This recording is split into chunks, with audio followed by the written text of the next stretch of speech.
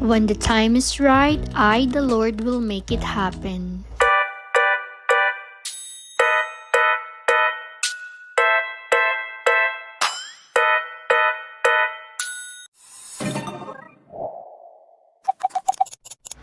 Hi mga Swiss! Siyempre marami tayong backlog kaya hindi ngayon nangyari tong vlog na to.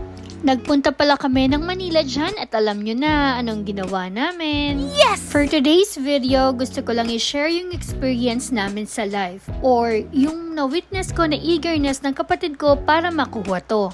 Pero teka lang ha, disclaimer, hindi sa akin ng brand new car na yan, sa sister ko at sa boyfriend niya. Alam niyo ba mga Swiss, way back, gustong-gusto talagang magkaroon ng sasakyan ng kapatid ko. Actually, nakailang attempt na siya, iba't ibang sales agent na din ang napagtanungan niya regarding dito. Ilang beses na din siyang na-approve sa mga bangkong pinag-applyan niya pero hindi niya tinutuloy. Ang dami din kasing nangyari na unexpected. Oh, wow! At saka, pinag-iisipan din talaga nilang mabuti, hindi kasi sila yung tipo ng tao na go lang ng go.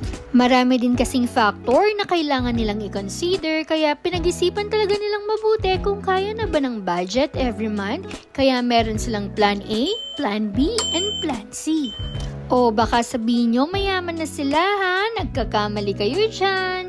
Sabi nga nila hindi naman lahat ng engineer ay mayaman, lalo na't hindi naman kami pinanganak na mayaman. Pero heto na lang ito ang pinaka-safe na explanation. Ito, mas makatotohanan ha, kasi meron silang stable at magandang trabaho. At ito talaga yung mga tipo ng tao na sobrang dedicated sa trabaho nila. Lalo na yung kapatid ko ha, kahit tapos na yung oras ng trabaho nila, talagang tinatapos na yung mga task niya. Siguro boring sab yan. Siguro tagapagmana yan ng kumpanya dun Syempre, joke lang. Masipag lang talaga yan at medyo may pagka-perfectionist. Moving forward, kotse muna yung kinuha nila. Pero mga Kura family ha, wag kayong mag-alala para kasya daw tayong lahat. Yung susunod nating kukunin is eto na. Kidding aside, same week lang nung makuha yung sasakyan, yun din yung time na nag-decide na kukuha na talaga sila. Pwede din kasi nila tong magamit sa small business nila. Ang posinawa no, sigurong mag-commute. Sa pagkakaalala ko, mga Swiss na approve ng Tuesday kay sales agent at marami siyang pina-apply na bangko to choose on. Syempre, yung kapatid ko sa pinakamagandang deal, yun ang pinili nila. Tapos, by Friday ay kinuha na namin to. Ayan pala, inabutan kami lang lunch break dyan, kaya kumain muna kami sa cafeteria sa taas. Alam niyo ba mga Swiss, it felt like this is the right time for them na i-push na nilang kuhanin to. Alam ko na pinagdasal talaga nila ito kay Lord. Kaya naman ayan, after naming kumain, for releasing na yung sasakyan.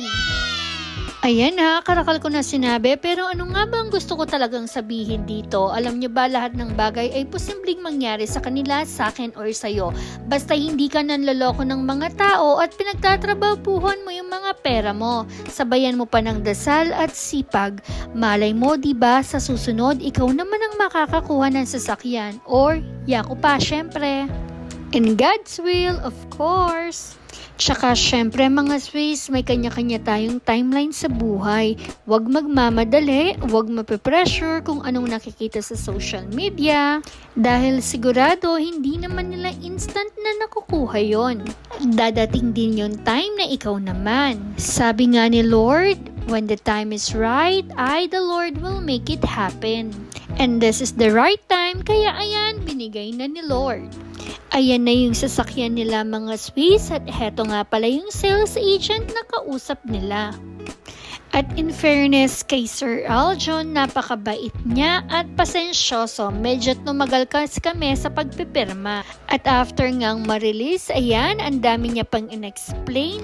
Aside sa pag-double check ng unit, binigyan niya rin mga tips sa itong mga driver namin. Kaya kudos to Sir Aljon. Pati after sales din nga pala sis, talagang willing pa rin siyang mag-assist at sumagot sa mga inquiries ng kapatid ko. Kaya no wonder bakit siya ang MVP ng branch nila.